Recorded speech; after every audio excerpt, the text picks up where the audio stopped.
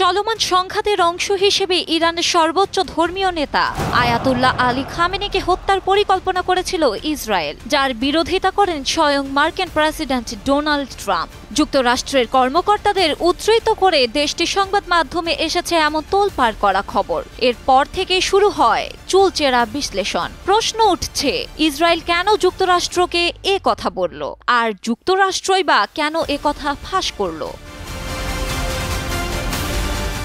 ধারণা করা হচ্ছে ইরানের রাজনৈতিক নেতৃত্বকে ভয় দেখানোর জন্য এমনটা করা হয়েছে। এটা এমন এক ব্যক্তির কাজ যিনি বোঝাতে চেয়েছেন যুক্তরাষ্ট্র সংযম দেখাচ্ছে কিংবা ইসরায়েলকে সংযত থাকতে বলছে।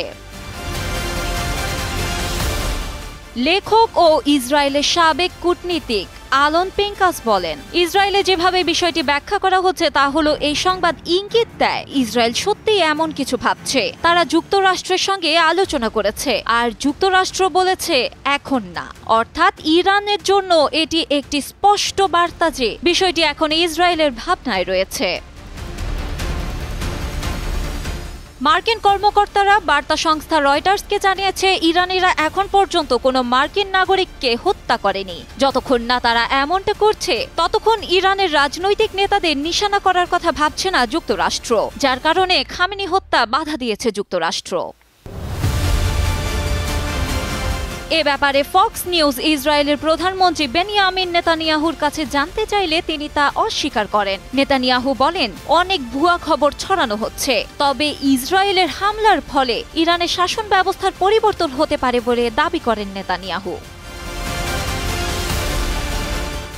গত 13 জুন ভোররাতে 3টার দিকে ইরানে হামলা চালায় ইসরায়েলি বাহিনী। এ অবস্থায় ইসরায়েলকে লক্ষ্য করে নতুন করে মিসাইল ছুড়েছে ইরান। সোমবার স্থানীয় সময় ভোরে মিসাইল ছোড়ে তারা। অন্যদিকে ইরানের কোম শহরের 30 কিলোমিটার উত্তর পূর্বাঞ্চলে অবস্থিত ফোর্দো পরমাণু কেন্দ্রে বিস্ফোরণের শব্দ শোনা গেছে। ধারণা করা হচ্ছে সেখানে ইসরায়েল হামলা চালিয়েছে। ইসরায়েলের বিমান হামলায় ইরানে এখন পর্যন্ত নিহতের সংখ্যা বেড়ে দাঁড়িয়েছে 224 জনে। তবে ইরানে নিহতের সংখ্যা 400 ছাড়িয়ে গেছে বলে দাবি করছে বার্তা সংস্থা এপি, যাদের মধ্যে 90%-এরও বেশি বেসামরিক নাগরিক। অন্যদিকে ইসরায়েলের বন্দর নগরী হাইফাতে রোববার ইরানের ক্ষেপণাস্ত্র হামলায় অন্তত 29 জন আহত হয়েছেন। এখন পর্যন্ত ইসরায়েলে নিহত হয়েছেন অন্তত 14 জন। ডেস্ক রিপোর্ট, সময়ের আলো।